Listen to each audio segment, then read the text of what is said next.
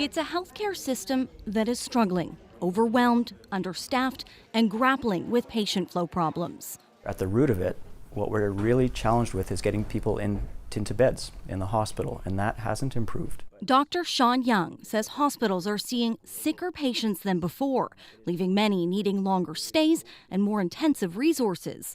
But the solution doesn't necessarily lie within the ER. They need beds and staff. That's in the acute care beds, it's in lesser acute beds, it's in long-term care, and it's having staff support people in their own homes and apartments with home care. The NDP have called the closure of 3 Winnipeg ERs the single biggest mistake in healthcare the former PC government made. At the time, it prompted rallies and outrage.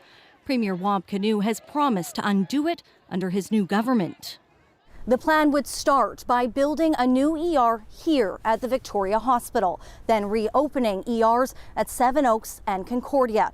But not all doctors agree with the plan, saying reopening emergency rooms is not the answer. It's important to look at the system, not impose expensive and solutions and to oversimplify complex problems.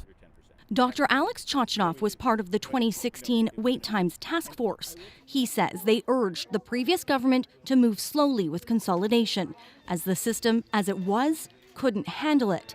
But they didn't listen. Now he's offering another warning to the new government.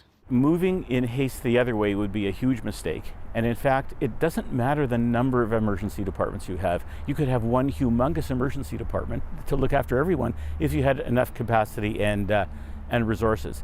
It's not the number, it's how they function. Premier Wab Kinew says while they're speaking to experts, he also wants to hear from those on the front line. Having a dissenting opinion as part of the conversation makes the decision-making process stronger.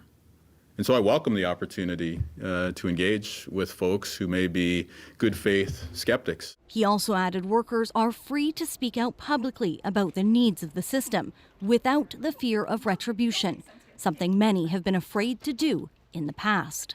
Brittany Greenslade, CBC News, Winnipeg.